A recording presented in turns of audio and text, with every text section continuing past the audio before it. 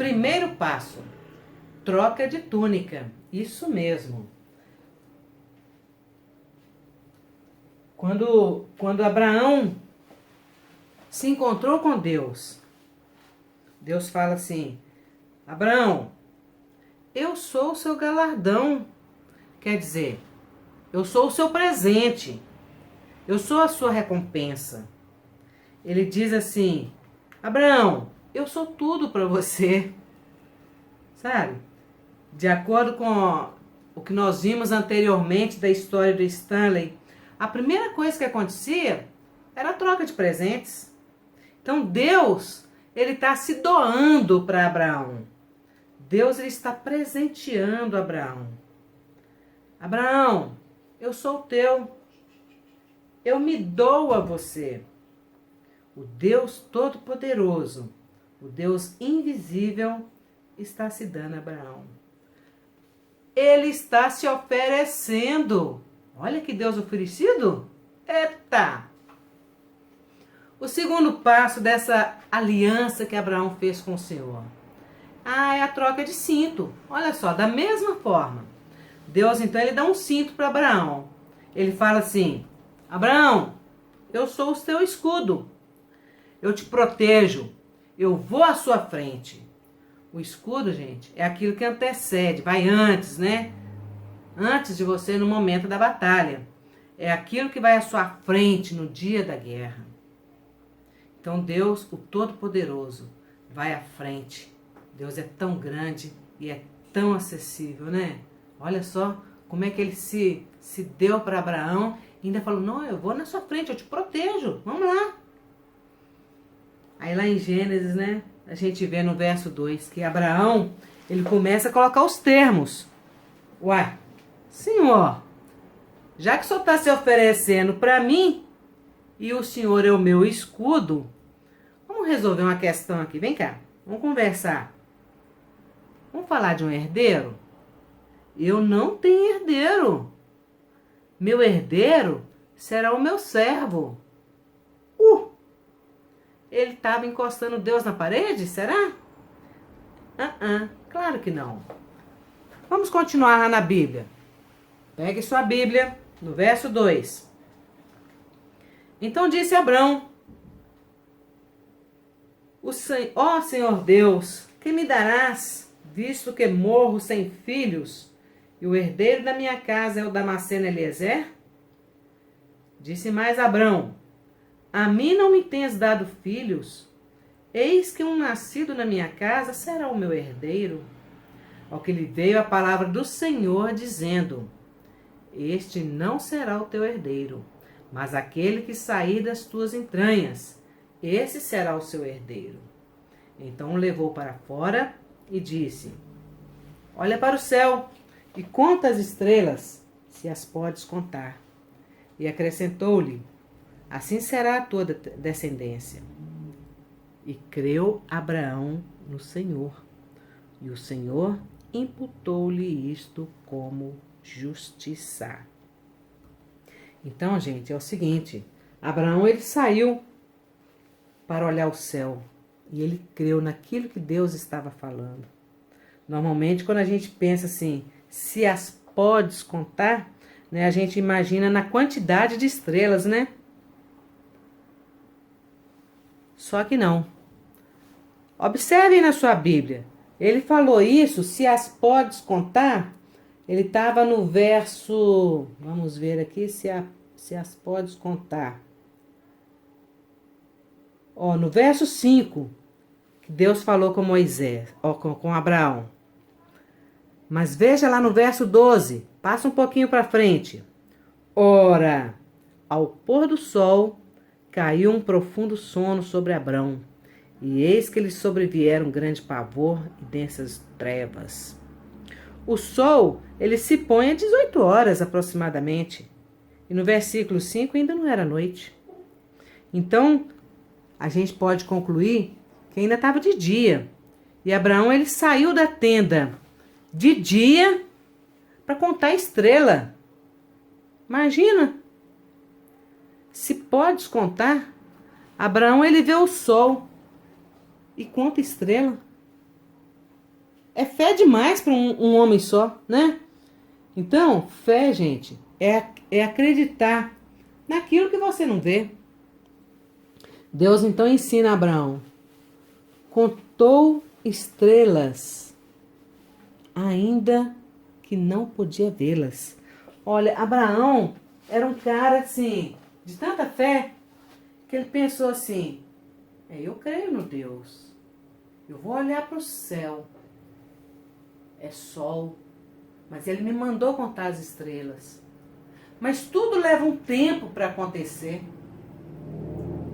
Tá de dia ainda, o sol ainda não se pôs, mas as estrelas virão, elas vão aparecer. Da mesma forma é que ele creu na promessa do Senhor. Sua descendência será enorme como as estrelas do céu. Ou seja, ele creu que a sua descendência iria acontecer. Fantástico, né?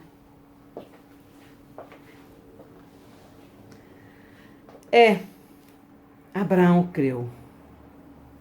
E ele falava: vai aparecer estrela, vai aparecer, vai se manifestar. E a mesma coisa, minha descendência vai existir, eu terei meu filho. Ele creu. Aí disse-lhe mais: eu sou o Senhor que te tirei de Ur dos Caldeus, para te dar esta terra em herança. Olha, gente, como foi importante Abraão ouvir isso de Deus. Porque, na verdade, ele pensava que estava apenas obedecendo seu pai quando saiu de Ur dos Caldeus.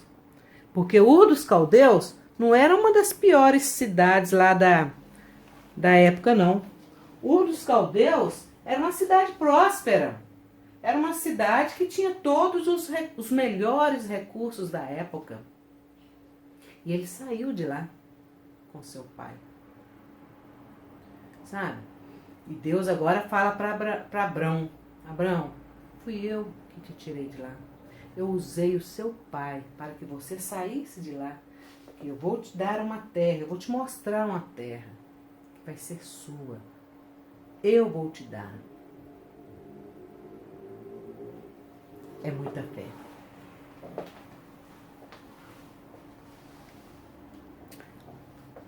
Abraão, então, ele saiu, foi com o pai. Aí você vai continuar lendo ali no verso 27, né, o que aconteceu na história deles, até que eles chegaram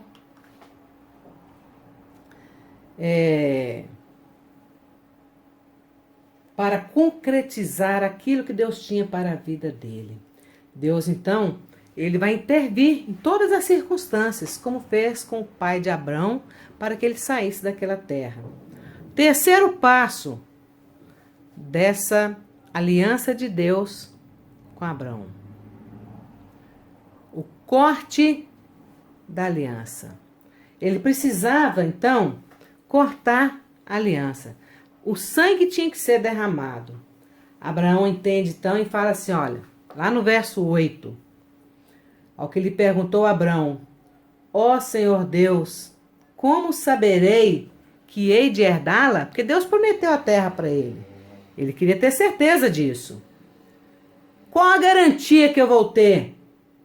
Aí Deus responde para ele, no verso 9: toma-me uma novilha de 3 anos, uma cabra de 3 anos, um carneiro de 3 anos, uma rola e um pombinho.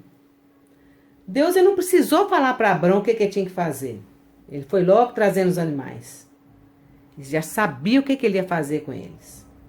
Ele, pois, então trouxe todos esses animais, partiu no meio, cada um deles, e pôs cada parte deles em frente uma da outra. Mas as aves ele não partiu. Abraão sabia que eles iam caminhar entre as partes. Aí Abraão, ele ficou ansioso, porque até então ele só conversava com Deus pela voz, pelas manifestações dele. Aí Abraão falou assim: é agora, eu vou conhecer Deus face a face.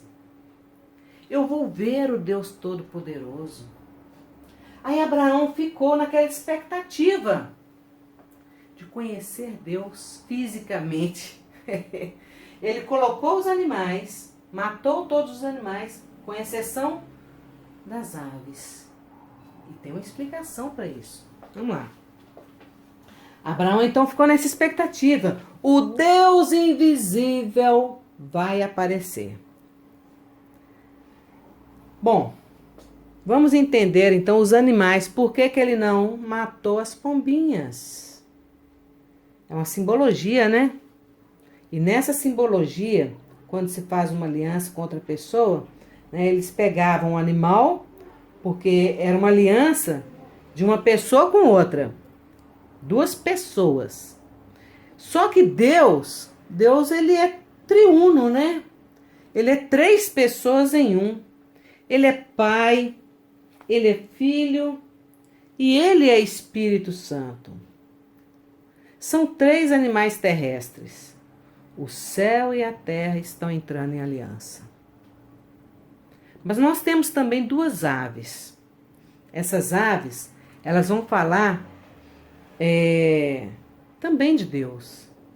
Abraão, ele não mata as aves, porque as aves, elas simbolizam aqui o Espírito Santo. O Espírito Santo. Então, elas não morrem, porque Deus, ele não morre, o Espírito Santo não iria morrer. Porque quem iria morrer seria somente um, o homem. O substituto.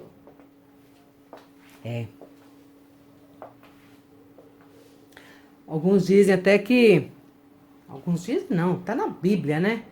Quando Jesus foi batizado, o Espírito Santo, ele apareceu em forma corpórea de pomba, né? Ligando, então, essa aliança, né, de Deus com o homem. O Espírito Santo vem sobre ele, né? Essa aliança, ela foi estabelecida de todas as formas. E, naturalmente, quando os animais estão ali cortados, parte de um lado, outra parte do outro, sangue escorrendo para tudo quanto é lado. Aí o que acontece? As aves de rapina, elas tentam vir, porque o urubu é assim, corvo é assim. Não pode sentir o cheiro de sangue que ele quer pegar, que ele quer roubar a sua bênção.